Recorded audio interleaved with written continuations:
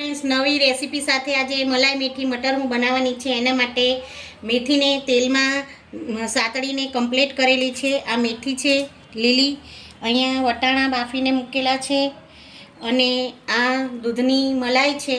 અહીંયા આદુ લસણ મરચાંની પેસ્ટ છે, પછી આ ડુંગળીની પેસ્ટ છે, આ કાજુનું પેસ્ટ છે અને આ દૂધ છે। દૂધમાં 2 ચમચી સાકર નાખેલી છે। એ સિવાય સાકર, તેલ અને મીઠું આટલી વસ્તુની જરૂર પડે છે। સૌ પ્રથમ ગેસ ઓન કરીને આપણે એમાં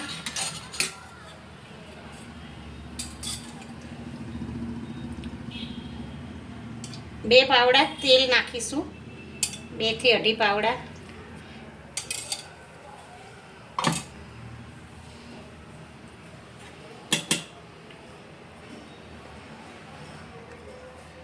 તેલ થોડું ગરમ થાય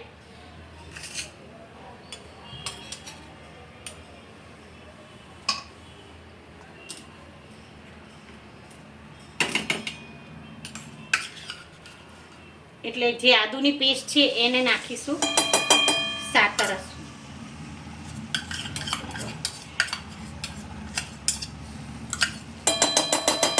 બહુ ગરમ તેલમાં નહીં નાખવાનું, થોડું તેલ આવે એટલે આદુ ને લસણ અને લીલા મરચાંની જે આપણે પેસ્ટ છે એને સાતળવાની છે।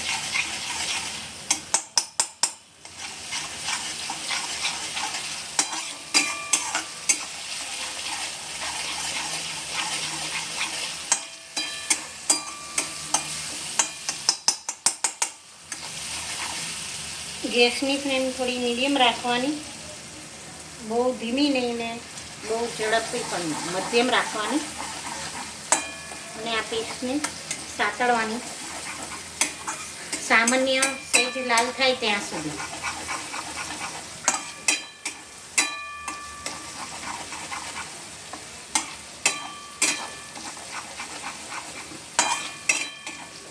જો આપણી પેસ્ટ સતળાઈ ગઈ છે, હવે એમાં આપણે ડુંગળીની પેસ્ટ નાખીશું।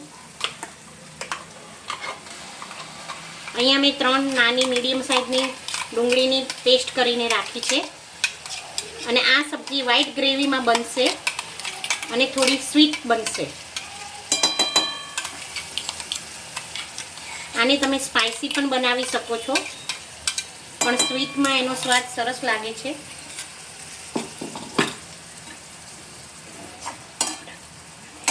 ડુંગળીની પેસ્ટ જેવી રીતે આદુ મરચાંની પેસ્ટ આપણે સાતળી એવી અહીંયા ડુંગળીની પેસ્ટ જો સતળાઈ રહી છે, એને પણ 2 મિનિટ સાતળવાની અને સહેજ એનો કલર બ્રાઉન થાય પછી આપણે એમાં કાજુની પેસ્ટ ઉમેરશું।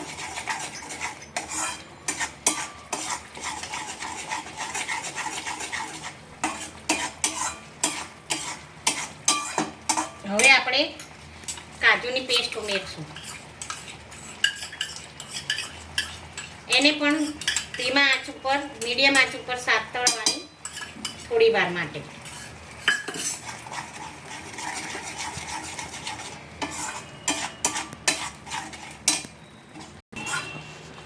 અહીંયા કાજુની પેસ્ટ સતળાઈ ગઈ છે। અહીંયા આપણે વટાણા જે બાફીને રાખેલા છે એ એડ કરશું।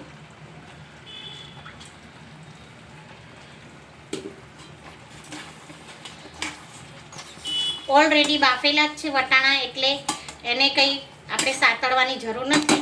પછી આપણે જે સાતળેલી છે 2 ચમચી તેલમાં મેથી સાતળીને રાખી છે, લીલી મેથી, એ એડ કરશું।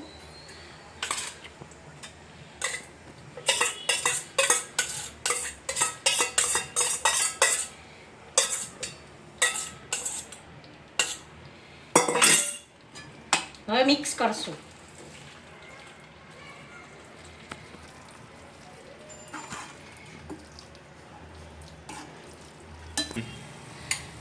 આ શાકનું નામ જ મલાઈ મેથી મટર છે, એટલે હવે એનું મેઇન ઇન્ગ્રેડિયન્ટ્સ મલાઈ, જે આપણે ઘરની આપણે દૂધની જે મલાઈ છે એ આપણે 4 ચમચી નાખીશું।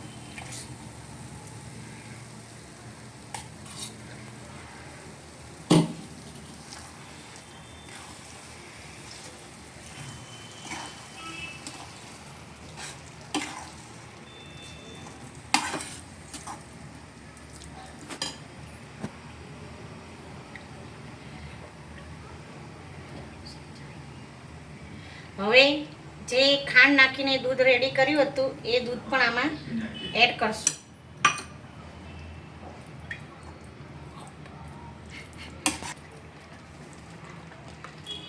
હવે જો આ સબ્જીમાં થોડું થોડું ઘી છૂટું પડે છે. હવે લાસ્ટમાં અહીંયા મીઠું નાખવાનું, સહેજ મીઠું સ્વાદ પ્રમાણે, અને એ અડધી ચમચી જેટલી ખાંડ.